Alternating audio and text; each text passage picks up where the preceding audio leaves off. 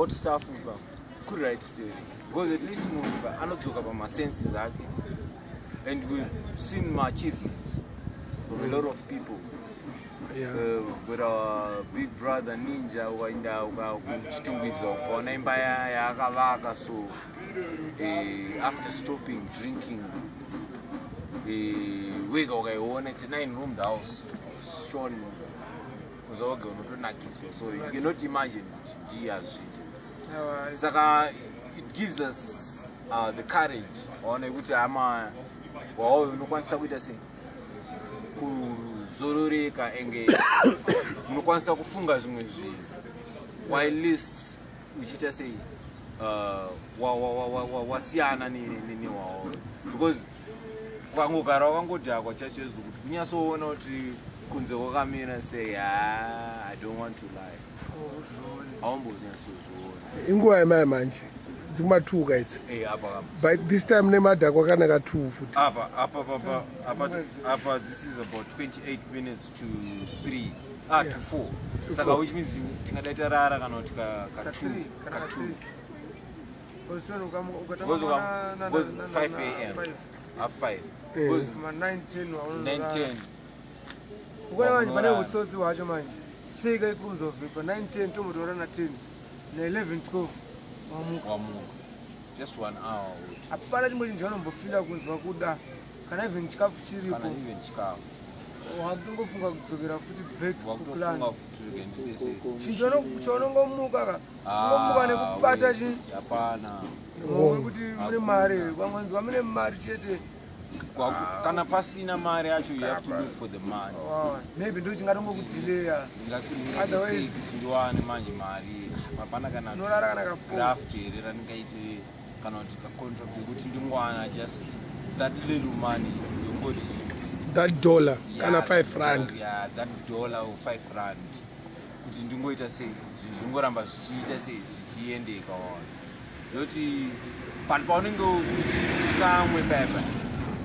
ndo paunozodiscover but this one unofana kutombodyiwa kutosvika time yekudya naye hatsandadya okay ava yatodebe dzangu ona titone tsvina naye ndikandinoita sei ndimbonogeza ndimboita sei ndimboroka smart so on okay ndimbonoketa dzimwe boys dzinotoitawo zvinhu zvitoriwo sober than kungoramba ungori nema-associates aya echi anenge akadhakwa saka izvi zvaikonzeresa kusageza kusadya nekusageza utsvina nemabhebhi anenge achiwestera zvinosiyana mabhebhi unenge achada but masvikiro ako kumabhebhi asipo because approach yacho manje andikunyembere manje inenge iri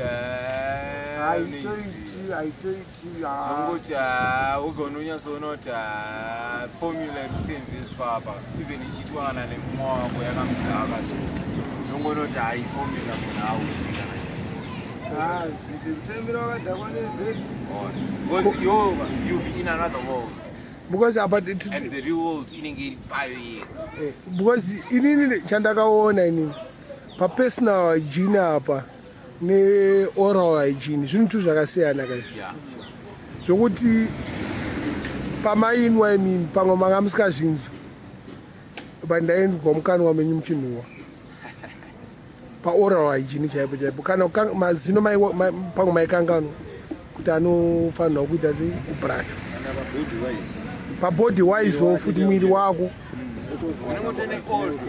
unenge une odor but iwo hausi kuzvinzwa because mese makangofanana that I cannot rule it out because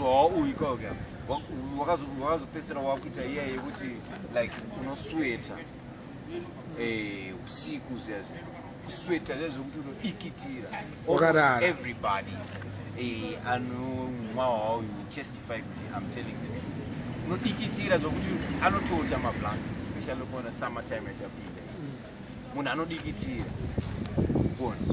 but then vamwe vozoita yekuti ozotanga kana kuvaviwa saka then ozotanga kuita kunge kana kuti apa one side reningirikini pocket mune phone iri kuvibrate. Ndakangozwa zvinhu zisiku. Yeah, kutonga hallucination but unoita kunge kwavibrator.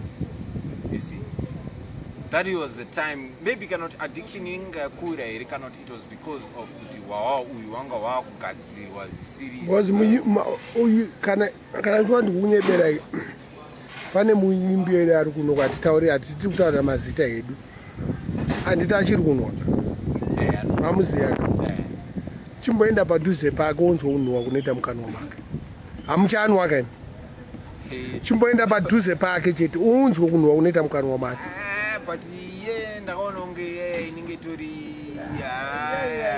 disease ingade disease ko maelders haasi kuvhita kai maelders mukatototaura nezimbabwe inini ndakatotaurirwa one day kanzi iwewe mwana wandakabhadharira makorokoto iwewe wakutototaurirewo kuti ndinogeza inini muno ndakatoburitsira mari yekuti kwakwazvarwa iwewe wandishore chii ndinavazukuru nevakwasha nechii watwati iwe wakuda kuona kugeza kwangu ore tinoti nditi smart nini ndipfeke sutu ndiuye kuzogara padombo panapa zvokuti ndakatukwa zvokuti right now ndine chinyatsoziva pekugumira zvokuti panotonova mwanhu wekuti handikwanisi kutaura nawo ndichitombotaura anything bad everything zvandataura izvi panotonova mwanhu wekuti kana ndiri mudhuze mawo I don't even have kutaura chinhu chakaipa about that beer.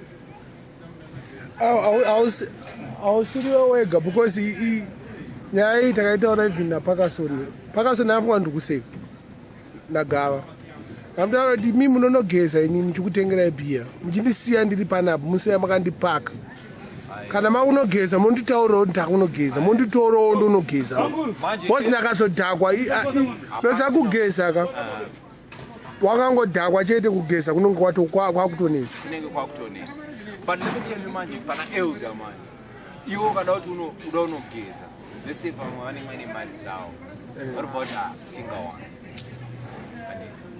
mamwa one kaika chamenewo kuti anogeti mvura yangu yanga yaboila maybe ndichimanya you make sure kuti iwochi unoramba uri kugeza hakuexiste paprogramu yavo ayo but zvangofana no futi even nenew I have seen my days handisitaura kuti inini personally kana chida unogeza ka mwe munhu anongoita kaunga skire kuti ndisabve ipapo bhosi ndakanogeza handichamutengera doro kana kuti handichaita sei washona saka vanotoita make sure kuti vaisa wanchikrimba nechinenge chakangondibata those are bad friends. Because you find in this drinking business, there are a lot of bad friends who come in the guise of being very good to you.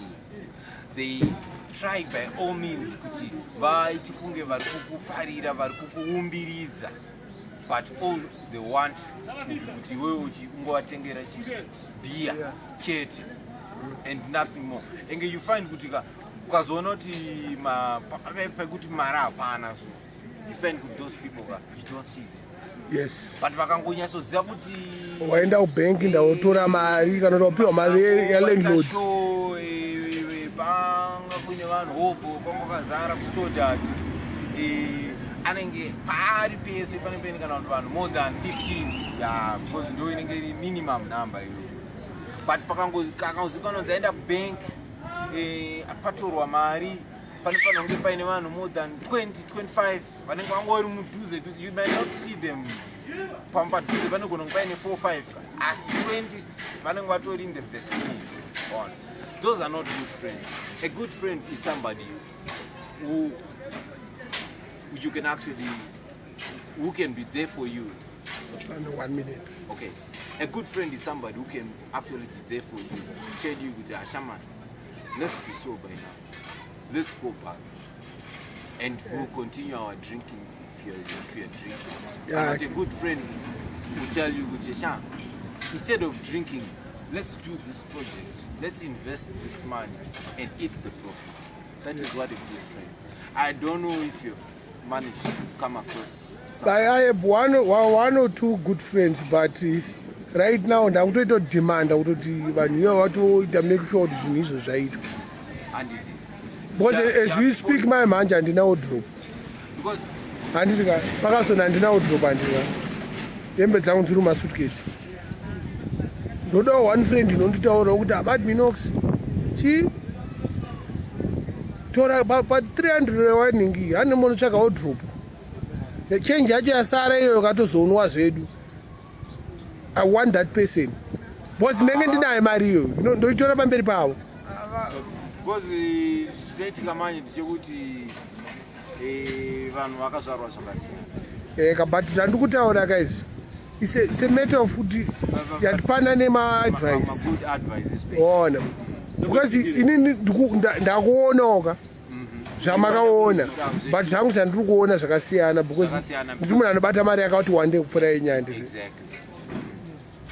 Saka ini ndodawo munhu anoti kumablango madi kuti ndikweretewo $25 ndonoorder madrinks ndichita profit yangu $2 pazuva ndokudzorera mari iyo. Ndichikupai $2. Yes, yakwana. Ndo ma-ideas akuti at least pane kuti alright. Pane kuti ndikutengere hwawa wodhakwa. Woenda kuba wakadhakwa wanga uri kuba handina mari.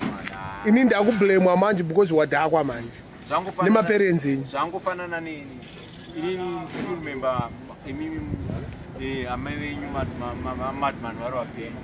Ndichidedzwa ndichaso kana kuti mama ndidedzwa kuti waite so. Ndisaid kuti Alphonso haudi izvi here. Izvi zvitora izvi.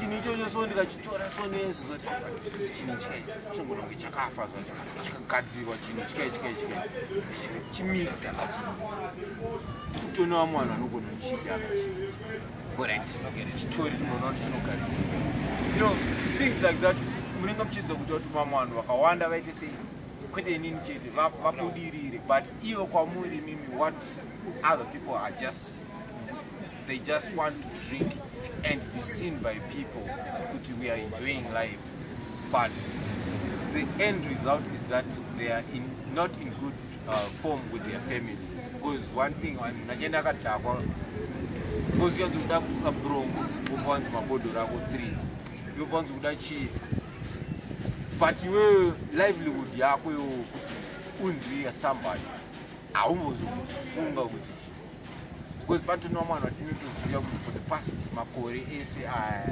amunouya muchita sei tinenge tichinyatsokalkulata kuti ini ndanchimwa Kranko zvangu titori nane because ndambobvira ndamboita opportunity yekuita something big, you know. But this person has been given a very, very, very golden plate in his hands. But this person cannot utilize this opportunity to have a person like you,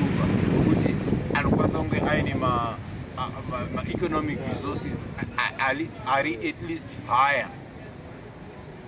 But unoona munhu iye manje anogona kunge ari pakuti iye chaanenge achida palife yenyu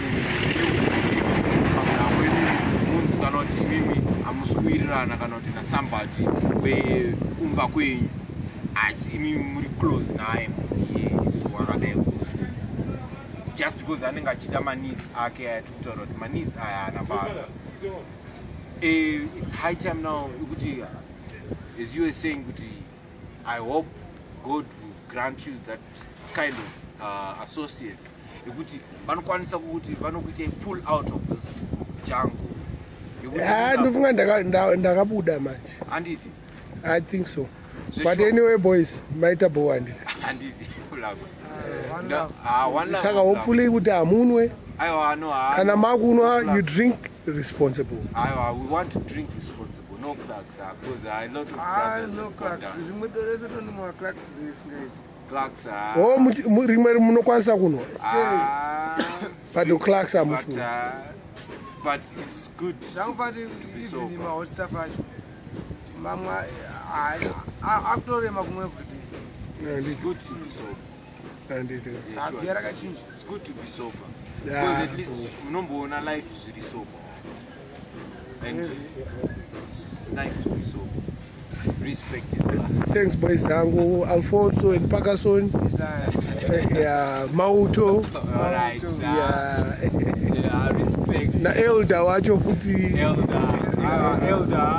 will still be buying him because you cannot teach an old dog new tricks. Yeah, Ibo. Sure.